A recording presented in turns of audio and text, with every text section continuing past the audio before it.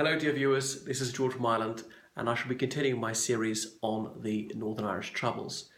So I left off in about 1991. I was saying how many people in the Republic of Ireland were disgusted with the loyalism and wouldn't want to share our country with them because the Republic of Ireland were doing quite well. Our economy was beginning to pick up. Charlie Haughey stood down as Taoiseach. There was a scandal there when, in this Fianna Fáil foil party, a number of people had been plotting against him, and he had got his friend, who was commissioner of the Garda Síochána, to spy on these Fianna Fáil politicians. And what they were doing was entirely legal. There was no suspicion of any criminal activity, and so it was abuse of power. It was a waste of police resources, which could have been used to tackle crime, was instead to find out who was conspiring against the Taoiseach to vote him out as head of the party, which was completely legitimate political activity. So anyway, he had to go. As we later find out, he was someone who broke the law on a huge scale, who evaded tax and all the rest of it, got loans written off by the bank saying, I can be a very potent enemy. But that wasn't known at the time. People didn't dare publish that because of libel laws. So loyalists were adamant that they did not wish to join the Republic of Ireland. Their 12th of July bonfires, they would sometimes burn the Irish tricolour on them, which is obviously an offensive thing to do. Republicans occasionally burned the Union flag. It's only called the Union Jack when it's hung from a particular deck on a ship. Another thing I should point out is flags were displayed all over Northern Ireland, but the Irish tricolour, the British flag, as well as, this Northern Ireland flag, a red cross on a white field with a six-pointed star for the six counties, a crown above that.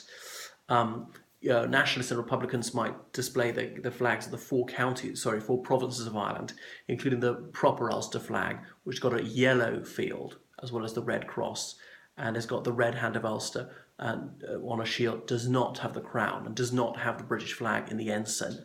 That's the top left-hand corner. There are all sorts of other flags. The ones that people came up with for an independent Northern Ireland were sunburst design. Republicans used that one. A starry plough. The IRSP in particular used that. Refers back to the Citizens' Army, Irish Citizens' Army of 1916, and so forth. And curbstones were painted red, white, and blue, or green, white, and orange. Lots of banners from flagpoles. So people were asserting their national identity vociferously, precisely because it was in dispute. The other side might be denying it, saying you're not Irish, or you're not British. And this, the thing is, loyalists didn't seem to accept that Catholics could be British. Well, were they allowed to be in Northern Ireland at all? Some loyalist terrorists would want to drive Catholics out.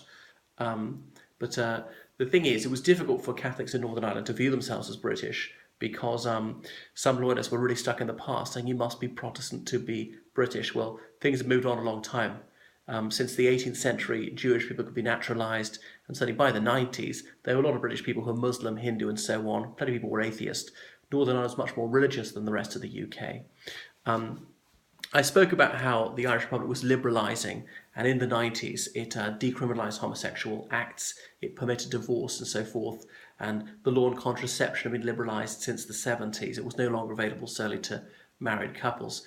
Astonishingly, in the 80s, the Fianna Fáil party was still saying we mustn't allow contraception because it's bad for health and morals, as though condoms can be bad for your health. I mean, worse than AIDS for your health or something.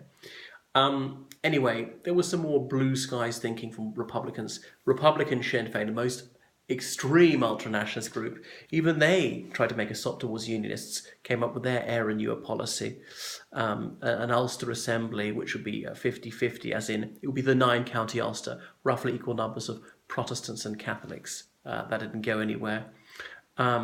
So they had little to bargain with, and unionists were not minded to make any concessions. Thatcher left office in November 1990, as I pointed out. John Major became Prime Minister. The Gulf War was on. The United Kingdom had been willing to lose about 400 men killed for the Falklands, where only 2,000 people lived. Should have been very dispiriting for Republicans to know that the UK was willing to pay the blood price for such a tiny territory, therefore willing to suffer an awful lot more for Northern Ireland, or willing to have men killed fighting for the liberation of Kuwait. So obviously they're willing to have a lot more people killed fighting to defend Northern Ireland. So as I pointed out, the IRA could kill fewer and fewer people. All they could do was string it out. But the Republic of Ireland had become less objectionable for unionists insofar as we're more prosperous and we're a freer society. We got rid of our unduly restrictive laws. I talked about the end of the Cold War. 1992, just after the election, the IRA set off some large bombs in the financial district of London. I've heard it said that the German and Japanese banks said to the British government, "You either got to end you either got to end the conflict, or we'll withdraw from the City of London." I don't know if that's true. Bill Clinton was elected President of the United States in 92. Took office on the 20th of January 1993. During the election campaign, he was asked, would you allow Adams a visa to visit the United States? And Clinton had said yes. So there was a priest called Father McManus in Washington, and he was head of the Irish National Caucus, which really wasn't Irish. There's almost no one who's actually from Ireland. They had some distant Irish descent. And it wasn't nationalist.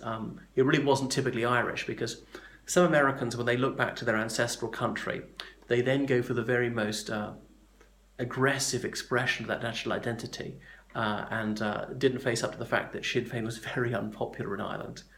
And the IRA was killing more Irish people than anybody else. The IRA, which poses the defender of the Catholic community, killed far more Catholics than the security forces. We should come to the statistics at the end, almost as many as the Loyalist terrorists did. So Peter Brooke was the new Secretary of State for Northern Ireland. He was MP for the city of London and Westminster. And he made a speech to the the Dog Food Manufacturers Association, bizarrely, in which he said that the United Kingdom had no selfish strategic or economic interest in Northern Ireland, was only keeping Northern Ireland within the Union because that's what the majority of people wanted. Should that ever change, the UK would obviously facilitate Northern Ireland joining the Irish Republic. And this really had been London's policy since the 1920s. I've seen speeches by Lord George and so on, 1922 and after, saying, we hope that the Irish come to an agreement, North and South, and fully unite this Council of Ireland. But obviously in the 20s the idea was to be a dominion within the British Empire. But to the south, we'd moved further away from the north by becoming a republic and severing all ties with the Commonwealth. Anyway, so some people felt this was a sop to the Republican movement and indeed nationalism, that any government should be precisely interested in maintaining the union of its territory. So the IRA could sometimes kill quite a few people at one go. 12 workmen who were doing a construction job on an army base in Northern Ireland were killed by a bomb.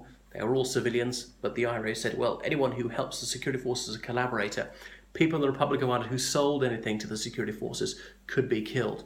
But the evening these 12 workmen were killed, Peter Brooke went on the Late Late Show in the Republic of Ireland and sang My Darling Clementine. Unionists felt it was terribly insensitive, that he ought to have cancelled his appearance. But he was on a charm offensive, trying to build better relations with the Republic of Ireland. Obviously, Republicans would have people believe that he was an absolute ogre.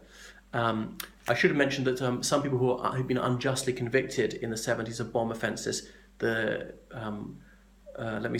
Birmingham 6, the Guildford 4, and the Maguire 7, they'd all had their convictions quashed and been set free. Some senses that improved relations. It showed that the system of justice could put things right. Now, there are wrongful convictions in any system of justice. The only way to prevent people being wrongfully convicted in every case is to quit every single defendant, which would clearly be preposterous. So it was an absolutely minuscule proportion of people who were wrongfully convicted. A huge number of people were wrongfully acquitted. Eamon Collins, author of Killing Rage, was an IRA man, and he was acquitted on a technicality, even though he said he was totally guilty. And this showed him that justice was possible within the United Kingdom, and he became an informer, seeing what terrible harm the IRA had been doing. He was later murdered by Republicans after the conflict was over. So even in their terms, there's no justification for it, because he was no longer providing useful information, was no longer in the IRA when he was killed in about 99. So after that T-Bane bomb cross, the 12 workers were killed. Ken McGuinness, MP, flew to London to meet the Prime Minister, and McGuinness pleaded for internment to be restored, saying, we know who they are now, and it would just get the casualties figures down hugely. Major refused to do so. It would have damaged relations with the Irish Republic. It would have inflamed nationalist opinion, but it would have got the casualty figures down, I think. All those 12 workers were Protestants, leading some to say it was a sectarian attack. Anyway, so the UK was trying to mend fences with the Republic of Ireland. Major had been Chancellor of the Exchequer shortly before he became Prime Minister, and he met Albert Reynolds, his analogue in the Irish Republic, and they said if they ever got the top job, they would do what they could to improve relations, to end the conflict, not that the governments were fighting each other. The Irish Army was helping the British Army. If an illegal border crossing was found, the Irish Army would come in at the southern side, make sure there were no IRA snipers or bombs, and the British Army would then come in on the northern side and demolish the illegal crossing. So that was that. Anyway, that's enough for the moment.